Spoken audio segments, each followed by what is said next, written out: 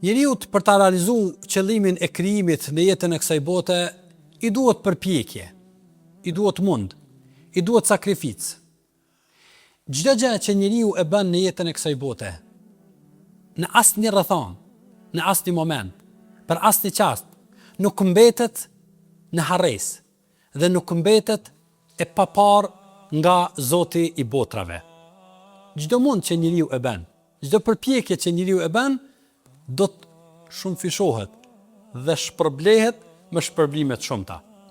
Andaj, njëra nga dyert e xhenetit që Allahu subhanahu wa taala e ka përgatitur për robët e tij është dera e xhihadit. Dera e përpjekjes.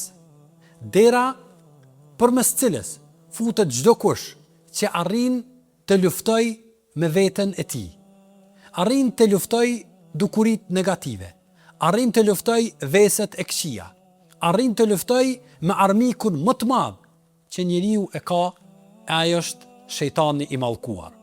Andaj, fjala xhihad në përkthimin real të saj është përpjekje dhe mund që njeriu e jep për të arritur qëllimin e caktuar. Andaj brenda saj pastaj është fut edhe kuptimi që njerëzit në përgjithësi e njohin e që është lufta, e që është njëri nga kuptimet e shumë kuptimeve që përmban fjala xhihad. Pejgamberi alayhi salatu wassalam na ka tregu dhe ka thonë se xhihadi më i madh, lufta më e madhe, përpjekja më e madhe që njeriu e bën është përpjekja ndaj vetes së tij, ndaj egos së tij, ndaj lakmive të tij. Është përpjekja që njeriu e bën që ta mposhtë në veten e tij xhelozin, që ta mposhtë në veten e tij mendimin e keq për tjetrin, që ta mposhtë në veten e tij hasedin, pra që të mposhtë në veten e tij mendjemadhsinë, të gjitha ato të cilat janë pengesë e madhe që njeriu të realizoj atë për cilën njeriu dëshiron dhe njeriu është krijuar dhe është i thirrur që të jetojë. Ajo që neve sot na nevojitet, që ta mendojmë kur të mendojmë derën e xhihadit, derën e përpjekjes, derën e madhe që Allahu xhaleshanu e ka përgatitur, është namazi i sabahut. Namazi i sabahut është përpjekje që ta falim në xhami, sepse don një përpjekje të vazhdueshme. Sa herë të mendojmë këtë derë, duhet ta mendojmë përpjekjen që të japim nga pasuria jonë, sepse është përpjekje dhe mund që njeriu e bën me vështirësi. Sa herë ta mendojmë këtë derë që të futemi në të, është përpjekje jonë në edukimin e fëmijëve.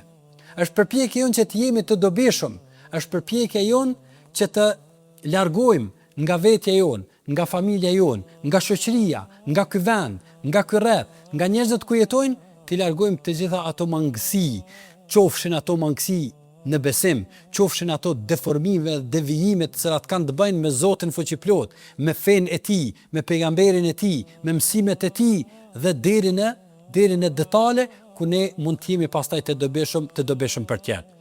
Andaj, sipas Ibn Hajerit, brenda kësaj dere, pra derës së përpjekjes ose derës së xhihadit, futet edhe haxhi, sepse kanë ardhur në transmetime tjera të cilat e bëjnë një ndërlidhje të tillë. Andaj haxhi, ka thënë pejgamberi alayhi salatu wasallam, kur është pyet për xhihadin, gratë, a kanë xhihad? Ka thënë pejgamberi alayhi salatu wasallam, po, ajo është haxhi.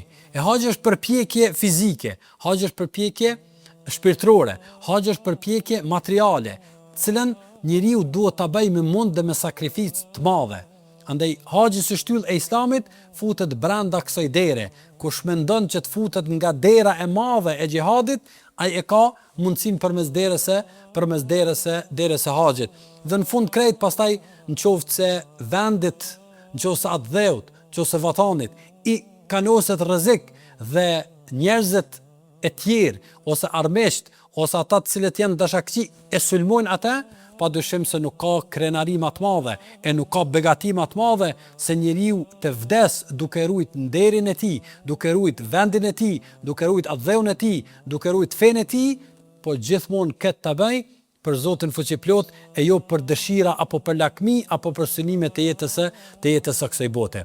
Andaj mbetet një nga portat e mëdha të xhenetit, porta e përpjekjes ose e mundit ose e sakrificës, e sigurisht se është thënë bukur dhe është mahnice fjala se më vështirë është të jetohet për Allah se sa të vdiset për Allah.